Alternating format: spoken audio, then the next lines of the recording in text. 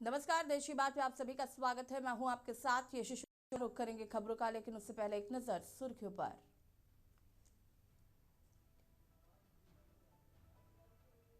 विकसित भारत जी राम जी बिल को राष्ट्रपति द्रौपदी मुर्मू ने दी मंजूरी। 20 साल पुरानी योजना मनरेगा की जगह लेगा जी राम जी बिल। नई दिल्ली में भारतीयों के लिए ऑनलाइन वीजा विंडो शुरू करेगा चीनी दूतावास। भारत चीन के बीच 5 साल हवाई सेवाएं शुरू। रेलवे ने एसी और मेल एक्सप्रेस के टिकट के दामों में की बढ़ोतरी। 26 दिसंबर 2025 से लागू होगी नई दरें। अरावली पहाड़ियों को लेकर सियासी और सामाजिक विवाद तेज। अखिलेश यादव बोले, अरावली बचेगी तो दिल्ली बचेगी। देश भर के 68 करोड़ यूजर के ईमेल और password leak. MP state cyber ने जारी की गाइडलाइन, कहा तुरंत रीसेट करें पासवर्ड। एमपी, यूपी, हरियाणा में घने कोहरे का अलर्ट। पहाड़ी राज्यों में तेज बर्फबारी। कश्मीर जाने के 2 रास्ते ब्लॉक। हिमाचल में तापमान -2। आप देख रहे हैं के न्यूज, खबरों का सारथी। लखनऊ से खबर आपको बता देते हैं, जहां पर यूपी में ठंड का कहर जारी। लखनऊ समेत 40 जिलों में कोहरा। सड़कों पर पसरा सन्नाटा। कई ट्रेनें हुई लेट। कोहरे से कई जिलों में विजिबिलिटी हुई शून्य। आगरा, फिरोजाबाद में रेड अलर्ट जारी किया गया है। इटावा, औरैया और आजमगढ़ में भी रेड अलर्ट। बहराइच, श्रावस्ती, कानपुर देहात में रेड अलर्ट। कौशाम्बी, प्रयागराज में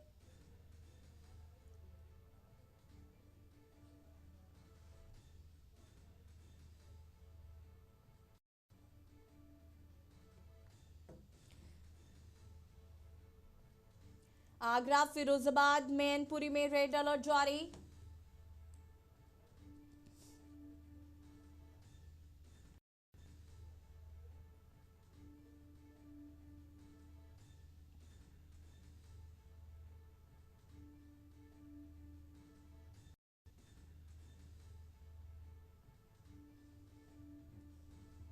यूपी में घने कोहरे का कहर जारी।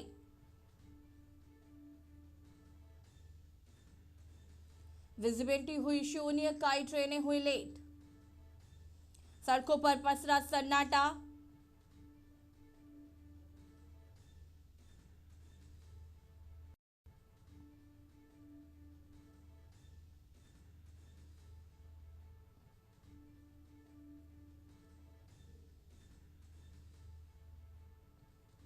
लखनऊ से खबर, यूपी में ठंड का कहर जारी।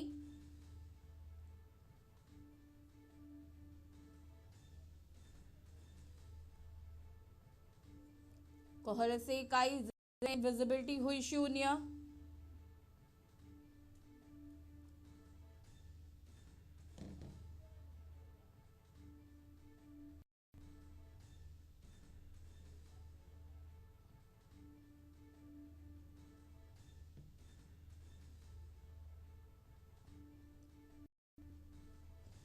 फतेहपुर, कौशाम्बी, प्रयागराज में रेड अलर्ट।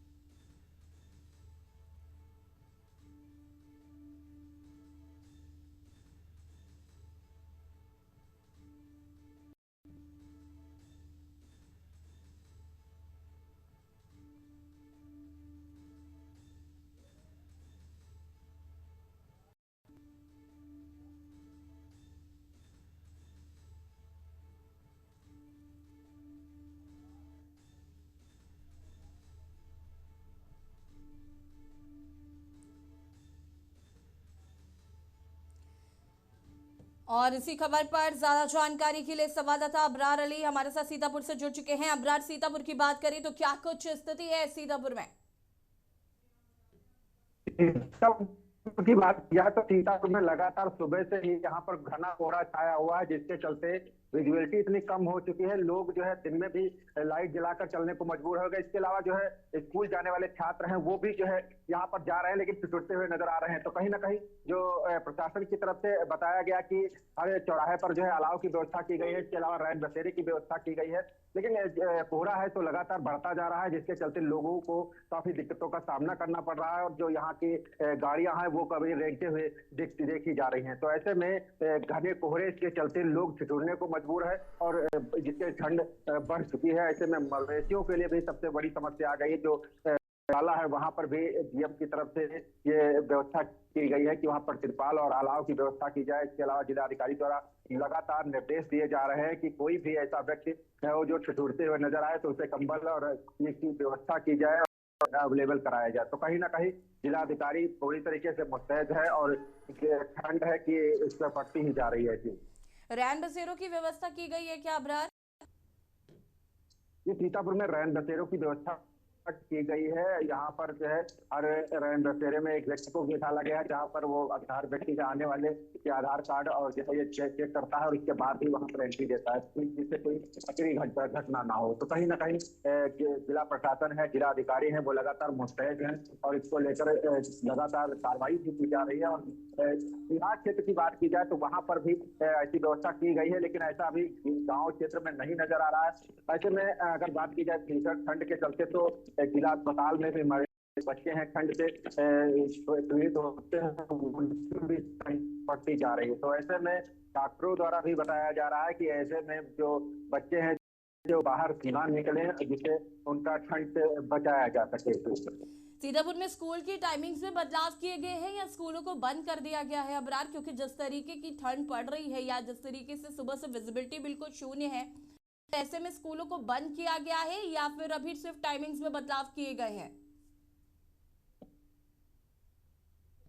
जी, अगर सीतापुर की बात की जाए तो अभी केवल टाइमिंग में बदलाव किया गया है। 10 बजे से कर दिए गए हैं, जिनके चलते जो है ठंड को देखते हुए, लेकिन अभी तक स्कूल बंद नहीं किए गए हैं। लेकिन कड़ाके की ठंड के चलते आशंका जरूर जताई जा रही है। जिस तरह से लगातार सुबह से कोहरा पड़ने लगता है, विजुअलिटी तो ऐसे में बच्चों को आने जाने में काफी दिक्कतों का सामना करना पड़ता है। तो शायद आने वाले समय में स्कूल को बंद भी किया जा सकता है। जी बिल्कुल, अबरार शुक्रिया। अबरार हमारे साथ बने रहिएगा, और भी अपडेट आपसे लेंगे हम। और आलोकपति तिवारी हमारे साथ जुड़ चुके हैं सोनभद्र से। आलोक, अगर हम सोनभद्र की बात करें तो यहाँ पर ठंड की क्या स्थिति है, कितना कोहरा है, साथ ही साथ विजिबिलिटी कितनी है? कोहरा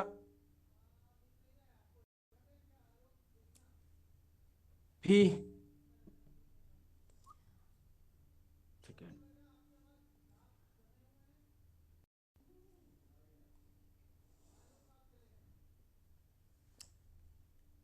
आलोक फिलहाल हमारे साथ नहीं हैं।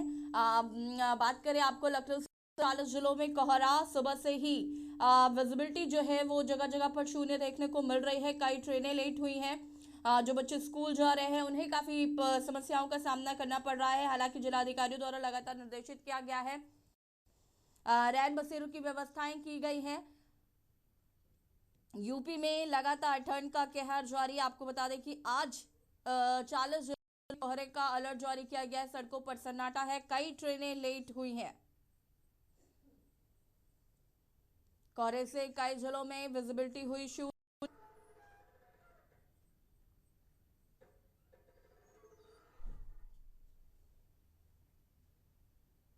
यूपी में ठंड का कहर जारी।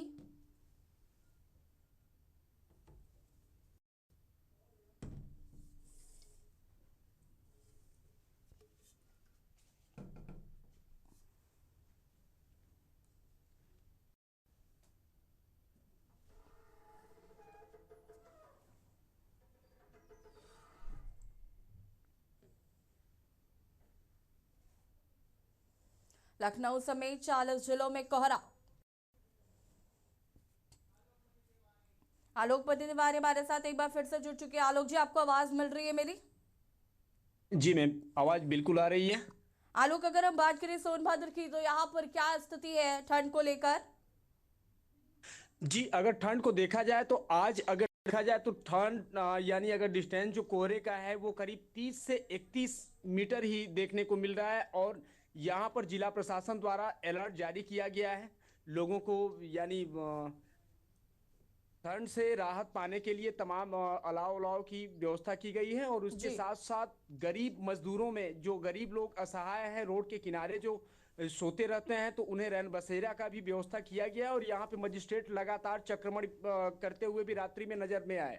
और आपको बता दें कि यहाँ पे विद्यालय के समय की बात करें तो विद्यालय के समय को परिवर्तित कर दिया जा चुका है। कक्षा 1 से 8 तक के विद्यालय जो है, विद्यालय का समय 10 बजे से और 3 बजे तक कर दिया गया है। अगर देखा जाए तो आप देख सकती हैं कि किस प्रकार से यहाँ पे वाहन आ रही है, लेकिन बल्ब किस तरीके से विद्यालय यानी विद्यालय की गाड़ी जा रही है बच्चों को लेकर के, लेकिन कहीं से न कहीं से कुहरे से कोई भी, ये समझिए कि काफी दूर दूर तक कोई नजर नहीं आ रहा है कोहरे की वजह से। जी बिल्कुल आलोक, लेकिन सवाल ये है कि पेरेंट्स मांग कर रहे हैं कि विद्यालयों को बंद कर देना चाहिए क्योंकि समय परिवर्तन करने से कुछ नहीं होगा। लगातार मांग हो रही है, यानी जो भी अभिभावक हैं वो मांग कर रहे हैं कि नहीं, विद्यालय को बंद कर देना चाहिए। और इस पर अभी तक फिलहाल विद्यालय बंद करने का कोई आदेश जिला प्रशासन द्वारा नहीं आया है। जी बिल्कुल, अगर बात करें रैन बसेरों को लेकर, उनको लेकर क्या व्यवस्थाएं की गई है सोनभद्र में? रैन बसेरों में पूरी व्यवस्थाएं अभी तक तो दुरुस्त देखने को मिल रही हैं, क्योंकि मजिस्ट्रेट लगातार चक्रमण पर हैं। और जो सड़क के किनारे गरीब असहाय व्यक्ति देखने को मिल रहे हैं, तो उन्हें प्रशासन द्वारा रैन बसेरे के बारे में जानकारी दी जा रही है और ले जाकर के उन्हें रैन बसेरे में रखा जा रहा है, जिससे कि वो ठंड से राहत मिल सके। उन्हें उचित बिस्तर का प्रबंध भी है जहां पर ठीक वो है, आपने ग्राउंड पर जाकर गौशालाओं का निरीक्षण किया है, वहां पर क्या व्यवस्था है? रैन बसेरों की व्यवस्था तो ठीक है, गौशालाओं में क्या व्यवस्था है? गायों के लिए क्या किया जा रहा है वहां पर? जी अगर देखा जाए तो गौशाला के अंदर जो रहने के लिए उन्हें शेड लगाया गया है, चारों तरफ से बोरे से वो ढका गया है। और बीच बीच में जो उसका प्रांगण है उसमें अलाव जगह जगह जलाया गया है, जिससे कि पशु वहां पर अगर उसमें से निकल रहे हैं, अपने शेड से निकल रहे हैं, तो वहां पर जाकर के वो अलाव के किनारे रात्रि अपना ठंड से बचाव पा सकें। जी ठीक है, अबरार हमारे साथ लगातार सीतापुर से जुड़े हुए। अबरार, अगर हम सीतापुर की बात करें तो यहाँ पर गौशालाओं को लेकर क्या व्यवस्था है? कागजों पर नहीं, जमीनी हकीकत की बात करें तो क्या स्थिति है? अगर सीतापुर की बात की जाए तो सीतापुर में जिलाधिकारी द्वारा लगातार निर्देश दिए गए हैं। इसके बावजूद गौशालों की अगर बात की जाए तो मौके पर जाकर देखा गया है, तो अभी जो है जिस तरह से जिलाधिकारी ने निर्देश दिए हैं कि यहाँ पर तिरपाल की व्यवस्था की जाए, इसके अलावा जो है अलाव की भी गौशालों में व्यवस्था की जाए, लेकिन ऐसा नहीं होता नजर आया है। और कुछ जगह ऐसे हैं जहाँ पर अभी भी कोई व्यवस्था नहीं किए गए हैं और मवेशियों ठिठुरते हुए नजर आ रहे हैं और हरे चारे की भी व्यवस्था नहीं की गई है। तो ऐसे में जो है कुछ गौशाले छोड़कर ऐसे सभी जगह गांव क्षेत्रों में जो गौशाले बने हैं वहां पर भी ऐसे ही जो मवेशी हैं वो ठिठुरते हुए नजर आते हैं और मवेशियों की मौत भी हो जाती है। तो कहीं ना कहीं जिलाधिकारी द्वारा इसका भी निरीक्षण किया जा रहा है, लेकिन अभी तक जो गांव के लोग हैं और जो गौशाला को निरीक्षण करते हैं, गांव की रखवाली करते हैं, वो शायद इस पर ध्यान नहीं दे रहे हैं। जी ठीक है, आप दोनों का बहुत बहुत शुक्रिया तमाम जानकारी दर्शकों तक साझा करने के लिए। और बता दें, सड़कों पर सन्नाटा पसरा हुआ है, कोहरे से कई जिलों में विजिबिलिटी हुई शून्य। कोहरे का अलर्ट लखनऊ समेत 40 जिलों में दिया गया है।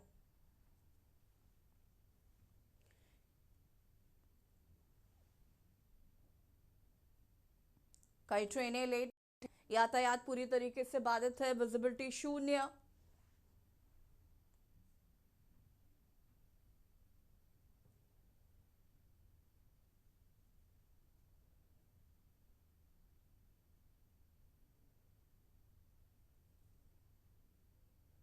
यूपी में ठंड का कहर जारी, लखनऊ समेत 40 जिलों में कोहरा।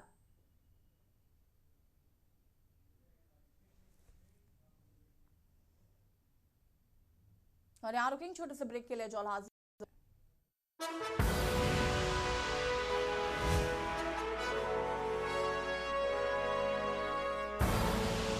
आप देख रहे हैं के न्यूज, खबरों का सारथी। ब्रेक के बाद एक बार फिर से आप सभी का स्वागत है। दिल्ली से खबर आपको बता रहे हैं, जहां पर विकसित भारत जी राम जी बिल को मिली मंजूरी। आरोप प्रत्यारोप के बीच बिल को मंजूरी मिल गई है। राष्ट्रपति द्रौपदी मुर्मू ने बिल को दी मंजूरी। अब 20 साल पुरानी योजना मनरेगा का नाम बदल गया है। अब मनरेगा की जगह लेगा जी राम जी बिल। सरकार ने संसद में पास करा के भेजा था राष्ट्रपति के पास। जी राम जी बिल को मिली मंजूरी।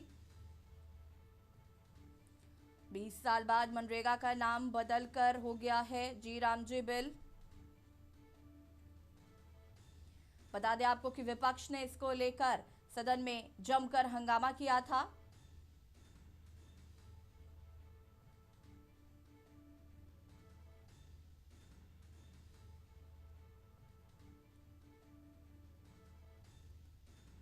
सरकार ने संसद में पास करा के भेजा था राष्ट्रपति के पास। राष्ट्रपति ने दी मंजूरी।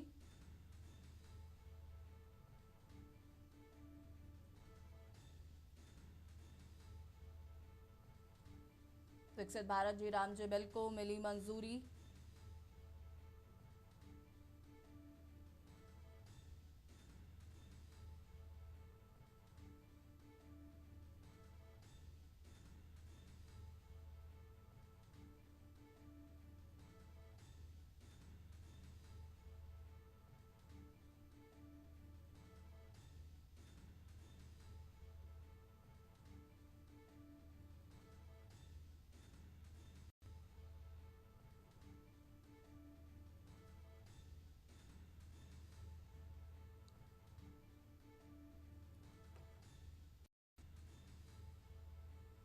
जी राम जी बिल को मिली मंजूरी।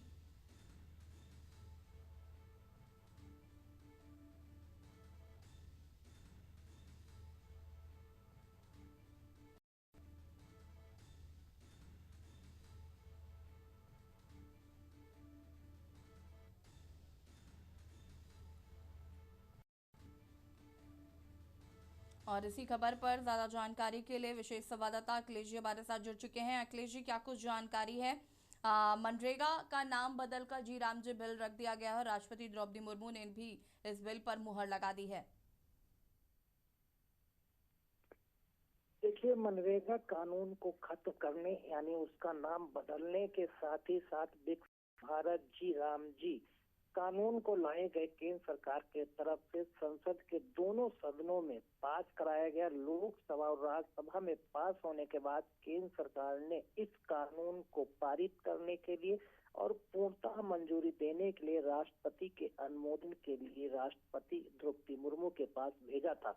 फिलहाल केंद्र सरकार के तरफ से जी राम जी बिल को जिस तरह से भेजा गया था उसी तरह से राष्ट्रपति द्रौपदी की तरफ से अनुमोदन किया गया है और राष्ट्रपति द्रौपदी मुर्मू की तरफ से मंजूरी दे दी गई। मंजूरी मिलते ही अब जी राम जी बिल पूरी तरह से कानूनी रूप में कानून बन गया है और कहा जा सकता है कि अब मनरेगा खत्म हो गया है, जी राम जी बिल आ गया है। फिलहाल केंद्र सरकार ने अपनी इस महत्वाकांक्षी योजनाओं को किस तरह से ग्राउंड स्तर तक पहुंचाने के लिए मनरेगा के को बदलकर जी राम जी योजना लाई है। उस योजना के तहत राष्ट्रपति के द्वारा मंजूरी देने के बाद कहा जा सकता है कि सरकार अब इसको अपने स्तर से प्रचार प्रसार करेगी। हालांकि पहले की अपेक्षा कहा जाए कि मनरेगा में 100 दिन का काम देने का वादा किया गया था। अब जी राम जी योजना के अंदर 125 दिनों के काम की वादा किया गया है, लेकिन सत्ता पक्ष विपक्ष के बीच लगातार आरोप प्रत्यारोप का दौर जारी था। विपक्ष लगातार इसका विरोध कर रहा था कि महात्मा गांधी का नाम क्यों हटाया गया और जी राम जी नाम क्यों जोड़ा गया। तमाम आरोप प्रत्यारोप के बीच में फिलहाल जी राम जी योजना को अब राष्ट्रपति से हरी झंडी यानी अनुमोदन और मंजूरी मिल गई है। अब ग्राउंड लेवल पर अब जिस तरह से केंद्र सरकार वादा कर रही है, दावा कर रही है और कह रही है कि अब युवाओं को या मजदूरों को, गरीबों को, वंचितों को, शोषितों को गांव में अपने ही घर पर उनको काम मिलेगा, तो अब देखना होगा कि ये योजना कितना कारगर साबित होगी। आरोप प्रत्यारोप का दौर जो सरकार और विपक्ष के बीच चल रहा है, क्या वो थमेगा और आम आदमी इसको लेकर क्या कहेगा? बिल्कुल, अगर हम बात करें अखिलेश जी, तो लगातार इसका विरोध जो है वो किया जा रहा था, सदन में भी, सदन के बाहर भी, और कहा जा रहा था कि गांधी जी का ये अपमान है। साथ ही साथ विपक्ष का ये भी कहना है कि कहीं ना कहीं राम जी को लेकर बीजेपी ने उसे अपना टैग बना लिया है, राम जी का मतलब बीजेपी, और इस तरीके के आरोप भी लगाए जा रहे हैं। देखिए, सरकार के तरफ से जब मनरेगा के नाम को बदलने और राम जी बिल को लाने के लिए संसद के अंदर प्रतियां बांटी गई थी, उसी दिन से विपक्ष लगातार ये विरोध करते हुए कह रहा था कि कानून में तब्दीली करना सरकार कर सकती है, लोगों को इसका लाभ देने के लिए कुछ भी परिवर्तन कर सकती है, लेकिन महात्मा गांधी के नाम से क्या आपत्ति है, राष्ट्रपिता बापू के नाम से क्या आपत्ति है, जो केंद्र सरकार को इसमें नाम बदलने की जरूरत पड़ी। अगर वो रोजगार के दिनों को बढ़ाना चाहती तो बढ़ाए, रोजगार देने के लिए पैसा बढ़ाना था, वो सरकार ने नहीं बढ़ाया। पहले सरकार इसमें पूरी हिस्सेदारी अपने तरफ से बजट में करती थी, लेकिन उसका 40% भार राज्य की सरकारों पर डाल दिया है। ये तमाम तरह के आरोप विपक्ष के द्वारा केंद्र सरकार को कटघरे में खड़ा करने के लिए लगाए जा रहे हैं। सरकार लगातार इनका जवाब दे रही है कि उसने काम को, दिनों को बढ़ाया है, 100 दिन से 125 दिन किया है और रोजगार की गारंटी की है, और ऐसे समय में रोजगार के लिए नहीं कराएंगे जिस समय कटाई, बुवाई और किसानों की फसलों का काम होता है, उस समय मनरेगा का काम बंद रहेगा। तो तमाम आरोप प्रत्यारोप सरकार और सत्ता पक्ष और विपक्ष दोनों की तरफ से लगाया जा रहा है। फिलहाल महात्मा गांधी के नाम को हटाकर जी राम जी के नाम को जोड़ने को लेकर लगातार आरोप सरकार लग रहे हैं। सत्ता पक्ष को घेरने के लिए विपक्ष लगातार हमलावर है और महात्मा गांधी के नाम के सहारे सरकार को कटघरे में खड़ा करना चाहती है, क्योंकि महात्मा गांधी के नाम को हटाकर इसमें कोई भी परिवर्तन क्यों किया गया। कैसे?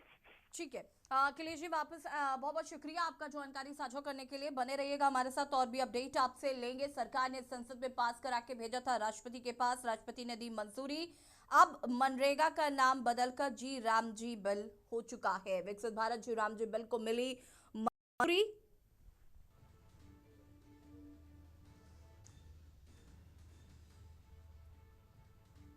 राष्ट्रपति द्रौपदी मुर्मू ने बिल को दी मंजूरी। अब 20 साल पुरानी योजना मनरेगा का नाम बदला। राष्ट्रपति द्रौपदी मुर्मू ने बिल को दी मंजूरी।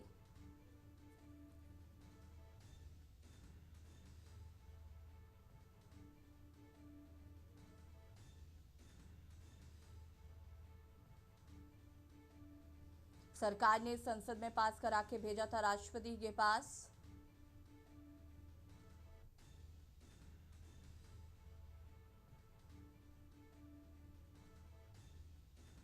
भारत जी राम जी बिल को मिली मंजूरी।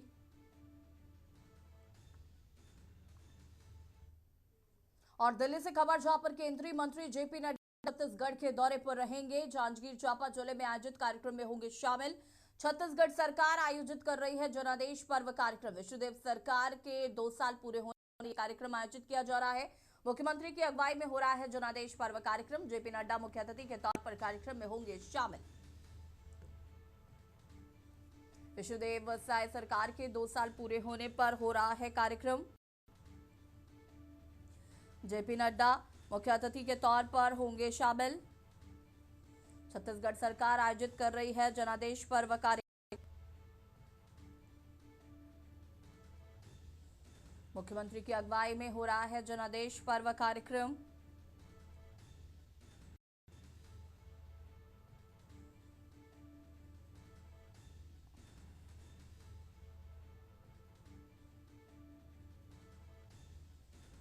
केंद्रीय मंत्री जेपी नड्डा छत्तीसगढ़ के दौरे पर रहे।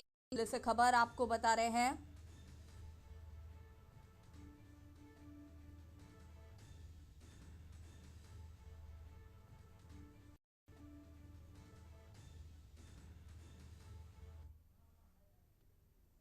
विशेष संवाददाता अखिलेश जी हमारे साथ लगातार जुड़े हुए। अखिलेश जी, जेपी नड्डा का दौरा है छत्तीसगढ़ का, क्या कुछ जानकारी है इसको लेकर? कि छत्तीसगढ़ सरकार लगातार अपने 2 साल के कार्यकाल के पूरे होने के अवसर पर पूरे प्रदेश के अंदर जनादेश कार्यक्रम का आयोजन कर रहा है। इस कार्यक्रम के आयोजन में अलग अलग जिलों में कार्यक्रम सरकार के किए जा रहे हैं। उनमें मुख्यमंत्री की अगुवाई में इन कार्यक्रमों का आयोजन किया जा रहा है और केंद्र सरकार से कोई न कोई मंत्री या पार्टी का बड़ा पदाधिकारी इसमें मुख्य अतिथि के तौर पर छत्तीसगढ़ में जाकर शामिल हो रहा है। आज जो छत्तीसगढ़ सरकार के 2 साल पूरे होने के अवसर पर जनादेश कार्यक्रम का आयोजन जहांगीर चांपा जिले में किया जा रहा है, जहां से छत्तीसगढ़ के मुख्यमंत्री का अपना क्षेत्र भी है। इस कार्यक्रम में मुख्य अतिथि के तौर पर भारतीय जनता पार्टी के अध्यक्ष जेपी नड्डा पहुंच रहे हैं। केंद्रीय स्वास्थ्य मंत्री जेपी नड्डा की अध्यक्षता में इस कार्यक्रम का आयोजन होगा। इस कार्यक्रम का सीधा सा मकसद है कि भारतीय जनता पार्टी की सरकार छत्तीसगढ़ में चल रही है, उसमें 2 साल के जीतने पर अपने जश्न का आयोजन कर रही है। इस जश्न के आयोजन को नाम जनादेश पर्व नाम दिया गया है और इस कार्यक्रम का आयोजन बाकायदा पूरी सरकार के आम और लाव लश्कर के साथ किया जाता है और इसमें मुख्यमंत्री हर समय मौजूद रहते हैं। इस बार के कार्यक्रम में भारतीय जनता पार्टी के राष्ट्रीय अध्यक्ष जेपी नड्डा पहुंच रहे हैं और इस कार्यक्रम में मुख्य अतिथि के तौर पर वो मौजूद रहेंगे। सरकार जो जनादेश कार्यक्रम आयोजित करती है, इसमें छत्तीसगढ़ सरकार ये बताने की कोशिश करती है कि किस तरह से उसने पुरानी सरकार को उखाड़ कर है। नई भारतीय जनता पार्टी की सरकार आई है जिसने अपने 2 साल के कार्यकाल को शानदार तरीके से पूरा किया है और इस 2 साल के कार्यकाल के अंदर छत्तीसगढ़ की जनता के लिए तमाम योजनाओं का संचालन किया है, उन तक तमाम सुख सुविधाओं को पहुंचा रही है। योजनाओं का लाभ कैसे उन तक पहुंचाया जा रहा है और उनको नई योजनाएं कौन और सरकार देने जा रही है, जिसमें जनता के भले के लिए, जनता की विकास के लिए, क्षेत्रीय विकास के साथ साथ किसानों की आय कैसे बढ़े, तमाम योजनाएं छत्तीसगढ़ की सरकार चला रही है। वो अपने 2 साल सरकार के पूरे होने के अवसर पर जनादेश पर्व कार्यक्रम में इन सभी चीजों का खाका रखा जाता है ताकि जनता को बताया जाए कि वो जनादेश पर्व क्यों मना रहे हैं, क्योंकि उन्होंने छत्तीसगढ़ की जनता के लिए तमाम तरह के लाभकारी योजनाओं से फायदा पहुंचाया और आगे भी पहुंचाते रहेंगे। ऐसे शुक्रिया आपका जानकारी साझा करने के लिए। मुख्यमंत्री की अगुवाई में हो रहा है जनादेश पर्व का कार्यक्रम। छत्तीसगढ़ सरकार आयोजित कर रही है जनादेश कार्यक्रम। विश्वदेव सरकार के 2 साल पूरे होने पर कार्यक्रम। और यहाँ रुकिंग छोटे से ब्रेक के लिए अजोल हाजिर होते हैं।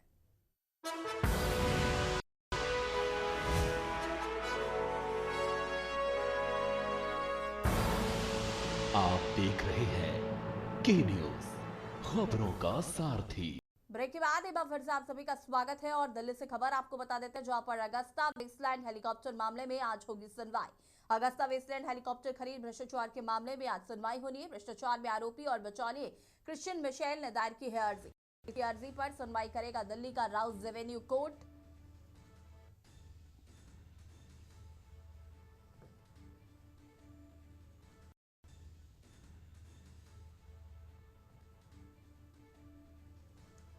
दिल्ली से खबर, अगस्ता वेस्टलैंड हेलीकॉप्टर मामले में आज होगी सुनवाई।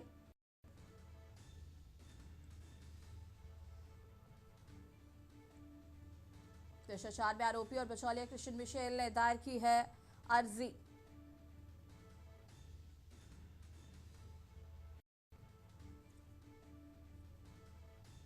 दिल्ली से खबर, अगस्ता वेस्टलैंड हेलीकॉप्टर मामले में आज होगी सुनवाई।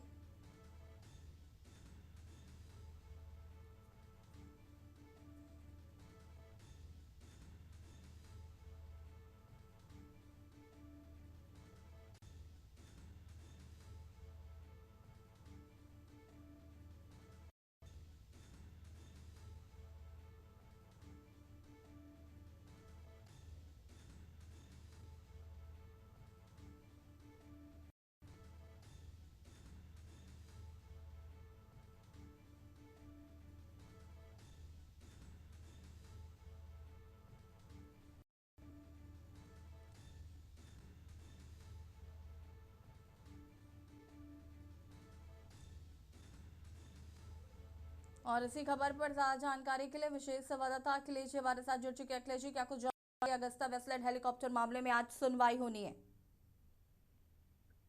देखिए, दिल्ली के राउज एवेन्यू कोर्ट में अगस्ता वेस्टलैंड हेलीकॉप्टर खरीद के मामले में आज फिर सुनवाई होगी। लगातार इस मामले पर सुनवाई चल रही है। हालांकि आज जो इस प्रोजेक्ट के खरीद के बीच में जो बिचौलिए थे क्रिश्चियन मिशेल, उन तरफ से एक याचिका दाखिल करके अपना पक्ष रखने के लिए कहा गया था, उसको लेकर वो उनकी तरफ से याचिका दाखिल की गई है। मिशेल की याचिका पर आज सुनवाई, बाकायदा मिशेल को समय दिया गया है कि वो अपना पक्ष रख सके। आपको बता दें कि ये जो अगस्ता वेस्टलैंड हेलीकॉप्टर का प्रोजेक्ट है, ये मनमोहन सरकार के दौरान खरीदा गया था और इसकी खरीद के जो बिचौलिए थे तो वो क्रिश्चियन मिशेल थे। उन्होंने इस प्रोजेक्ट को फाइनल कराया था और इस पूरे सौदे में जो भी खाका खींचा गया था और जो भी रेट तय किए गए थे, उसमें कमीशन गया था, उन सारी चीजों के लिए बीच में बिचौलिए के तौर पर क्रिश्चियन मिशेल शामिल थे और उन्हीं की मध्यस्थता में इस अगस्ता वेस्टलैंड हेलीकॉप्टर की खरीद की गई थी। इसमें इन पर आरोप लगाया गया था कि इस पे ज्यादा पैसा लिया गया है, जबकि अगस्ता वेस्टलैंड के खरीद का जो पैसा बनता था उससे कहीं ज्यादा कमीशन के तौर पर पैसा लिया गया था। इसकी जांच मोदी सरकार के समय शुरू कराई गई थी और उसी मामले की जांच को लेकर लगातार सत्ता पक्ष विपक्ष के बीच में आरोप रहता रहा। दोनों एक दूसरे को कटघरे में खड़ा करते रहे, लेकिन फिलहाल मामला कोर्ट में है और कोर्ट में लगातार दिल्ली का राउज एवेन्यू कोर्ट सुनवाई कर रहा है कि क्या अगस्ता वेस्टलैंड की खरीद में जो उसका सौदा हुआ था, सौदेबाजी में जो रकम तय हुई थी, उस रकम हेलीकॉप्टर के तुलना में जो बिचौलिए कमीशन के तौर पर क्रिश्चियन मिशेल्स को दी गई थी, क्या वो ज्यादा थी या फिर अगस्ता वेस्टलैंड की सौदेबाजी के दौरान जो कमीशन चलती थी वही हुई थी। तमाम आरोपों को लेकर दिल्ली कोर्ट सुनवाई कर रहा है। फिलहाल क्रिश्चियन मिशेल की याचिका पर आज उनको पक्ष करने का मौका मिलेगा और अगस्ता वेस्टलैंड हेलीकॉप्टर के खरीद और सौदेबाजी में हुई कमीशनबाजी को लेकर सुनवाई करेगा। ऐसे शुक्रिया आपका जानकारी साझा करने के लिए। और बता दें आपको कि सुनवाई होगी आज दिल्ली के राउज एवेन्यू में। भ्रष्टाचार में बिचौलिए क्रिश्चियन मिशेल ने दायर की है अर्जी।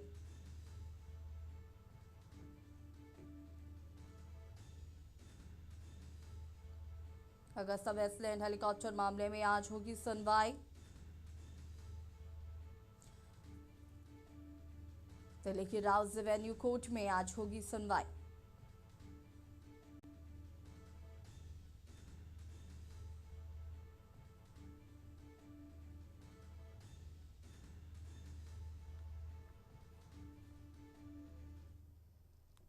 लखनऊ से खबर आपको बता रहे हैं, जहां पर विधानमंडल के शीतकालीन सत्र को लेकर सीएम का निर्देश। सदन में पूरी तैयारी से आएंगे मंत्री व विधायक।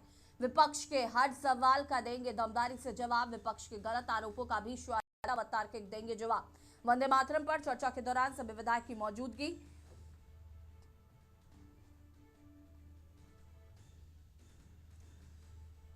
वंदे मातरम पर गंभीरता से तैयारी करके आए विधायक। सदन में कोई ऐसा बयान ना हो जिसको लेकर सरकार असहज हो।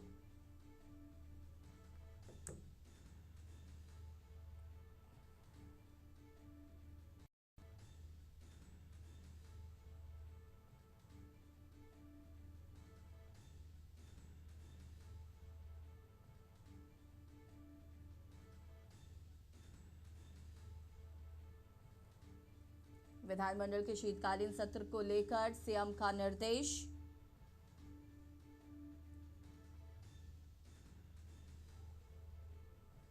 विपक्ष के हर सवाल का देंगे दमदारी के साथ जवाब।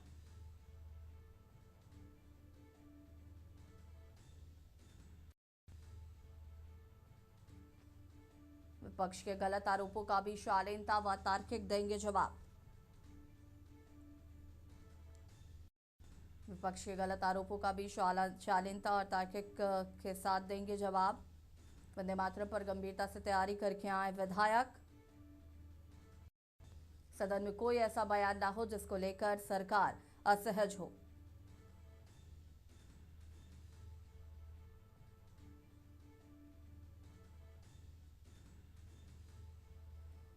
विधानमंडल के शीतकालीन सत्र को लेकर मुख्यमंत्री योगी आदित्यनाथ के निर्देश।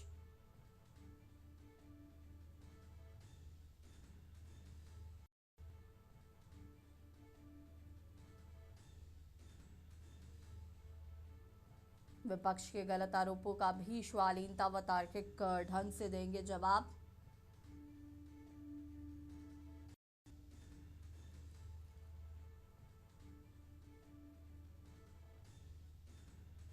वंदे मातरम पर गंभीरता से तैयारी करके आए विधायक।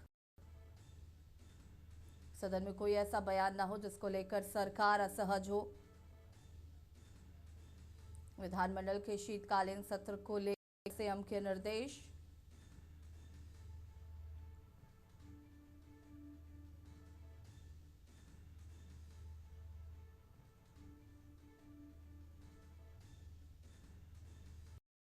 विपक्ष के गलत आरोपों का भी शालीनता और तार्किक ढंग से दिया जाएगा जवाब। वंदे मातरम पर होगी चर्चा। विपक्ष के गलत आरोपों का भी शालीनता और तर्क के साथ दिया जाएगा जवाब। वंदे मातरम पर गंभीरता से तैयारी करके आए विधायक।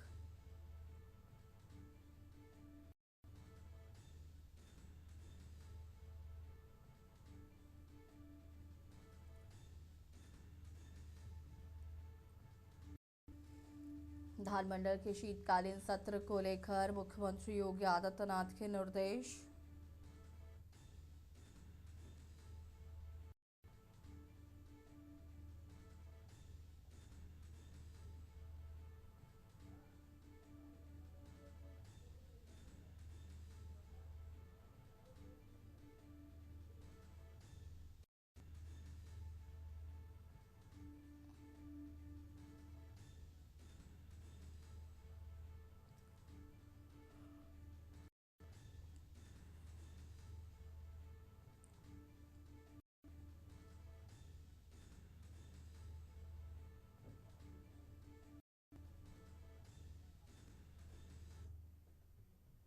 लखनऊ से खबर, जहां पर यूपी पंचायत चुनाव से जुड़ी बड़ी खबर। कल जारी होगी पंचायत चुनाव पुनरीक्षण सूची। 30 दिसंबर तक दर्ज करवा सकेंगे आपत्ति। 6 फरवरी को जारी की जाएगी अंतिम सूची। बता दें कि आपत्ति के लिए BLO से कर सकते हैं संपर्क। सही आपत्ति पर किया जाएगा बदलाव। 30 दिसंबर तक दर्ज करवा सकते हैं आपत्ति।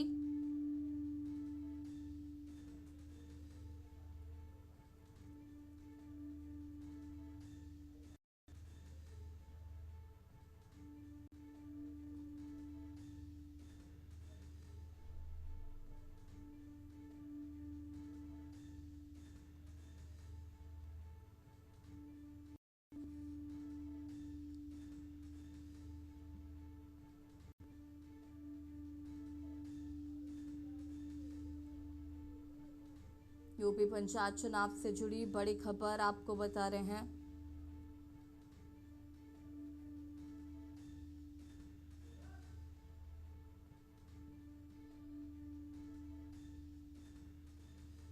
छह फरवरी को जारी की जाएगी अंतिम सूची।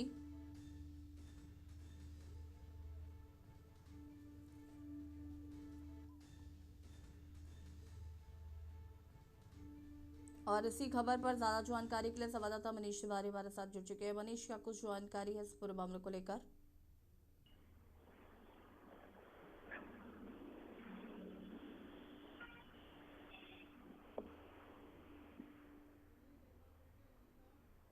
मनीष, क्या कुछ जानकारी है यूपी पंचायत चुनाव को लेकर? जो आपत्ति है उसे 30 दिसंबर से पहले दर्ज करा सकते हैं, उसमें बदलाव करा सकते हैं।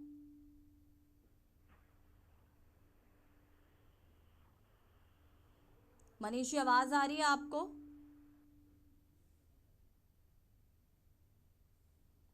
मनीष तक आवाज नहीं पहुंच पा रही है। 6 फरवरी तक हो सकता है बदलाव। 30 नवंबर तक दर्ज करवा सकते हैं आपत्ति।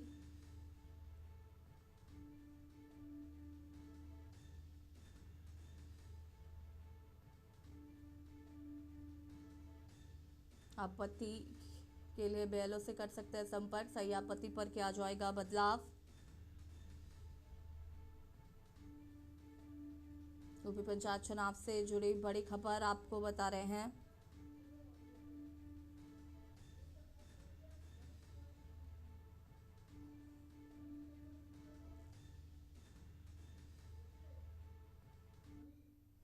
और मनीष हमारे साथ एक बार फिर से जुड़ चुके हैं। मनीष, जानकारी क्या कुछ जानकारी है इस पूरे मामले को लेकर?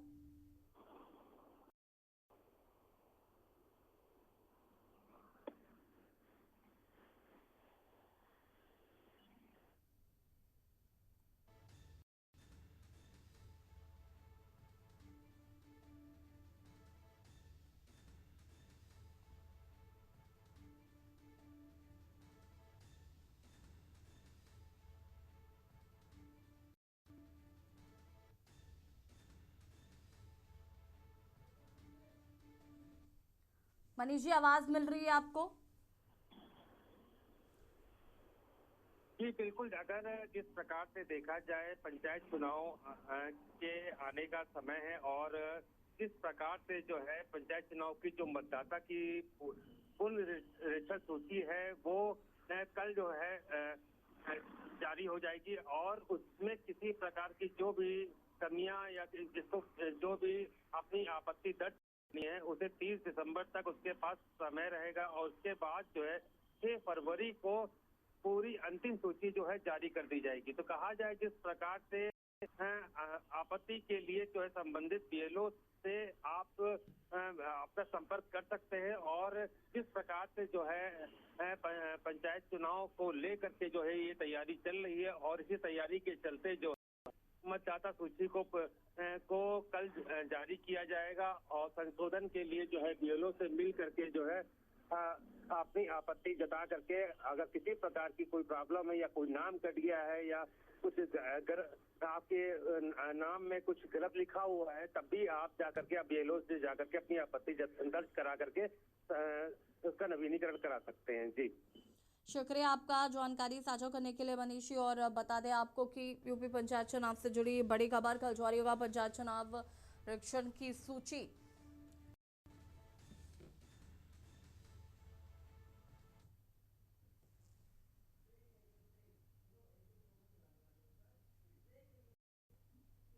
और यहाँ रुकेंगे छोटे से ब्रेक के लिए, जो हाजिर होता है।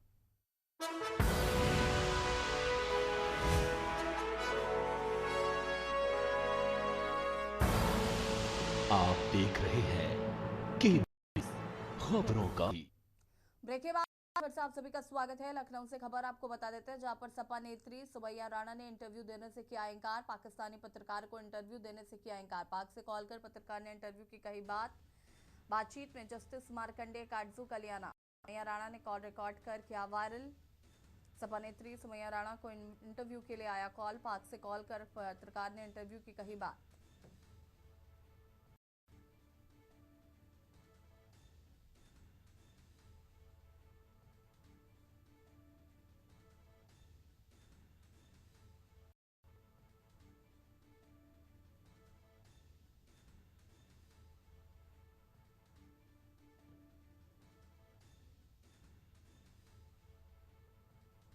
बातचीत में जस्टिस मार्कंडेय का लिया गया नाम। सुमैया राणा ने कॉल रिकॉर्ड कर किया वायरल। सपा नेत्री सुमैया राणा ने इंटरव्यू देने से किया इंकार।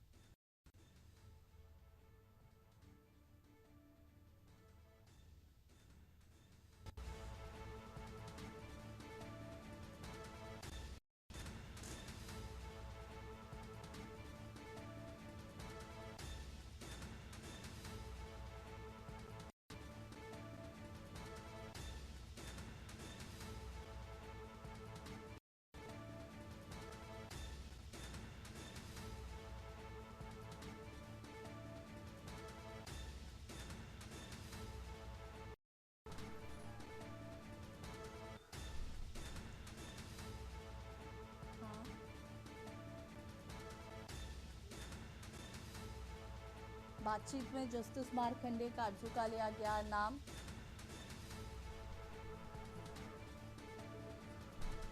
सुमैया राणा ने कॉल रिकॉर्ड कर किया वायरल।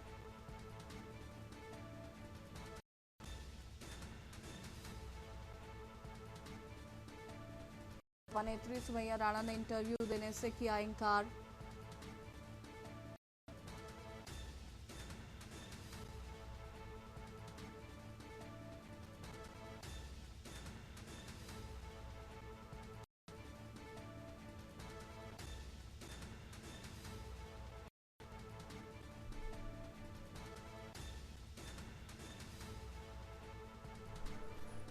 पाकिस्तानी पत्रकार को इंटरव्यू देने से किया इनकार। बातचीत में जस्टिस मार्कंडे काजू का लिया गया नाम। सुमैया राणा ने कॉल रिकॉर्ड कर किया वायरल।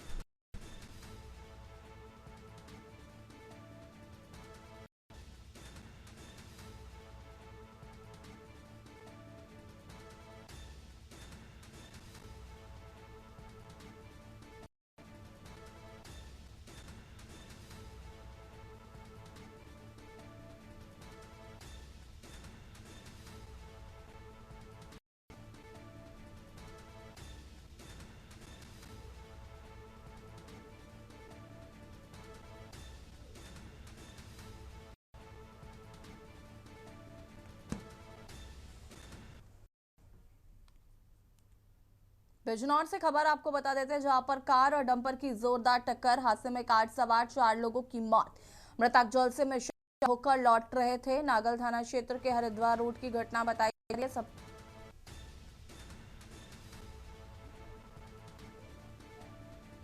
बिजनौर से खबर, कार और डंपर की हुई जोरदार टक्कर।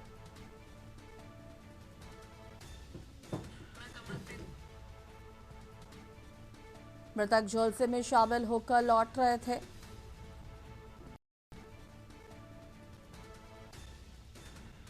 नागल थाना क्षेत्र के हरिद्वार रोड की यह घटना बताई जा रही है।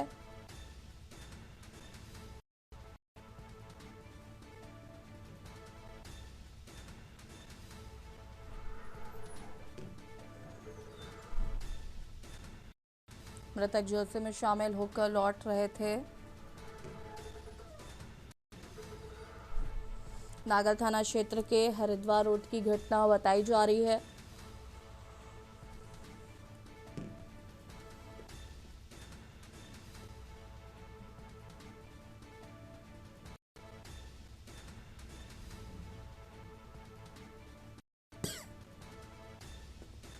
मृतक जलसे में शामिल होकर लौट रहे थे।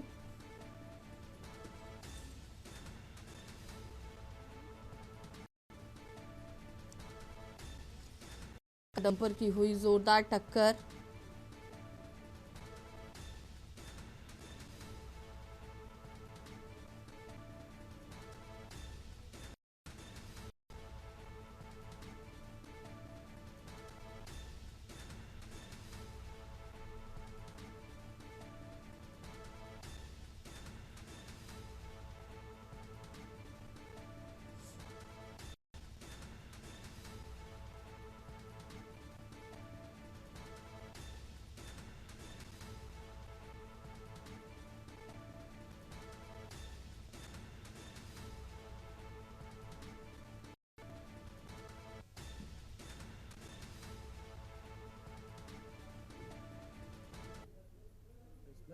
राहतपुर से आ रहे थे, जलसा था राहतपुर में।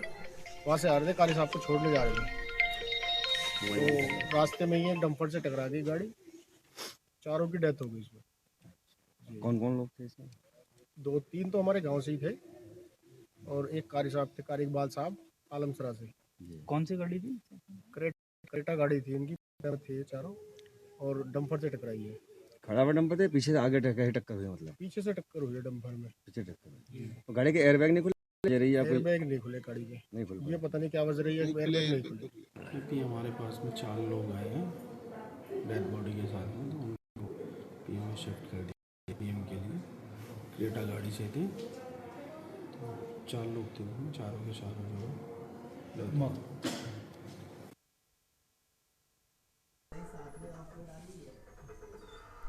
और बाद में फिलहाल देखते रहिए के न्यूज जरिया। नमस्कार।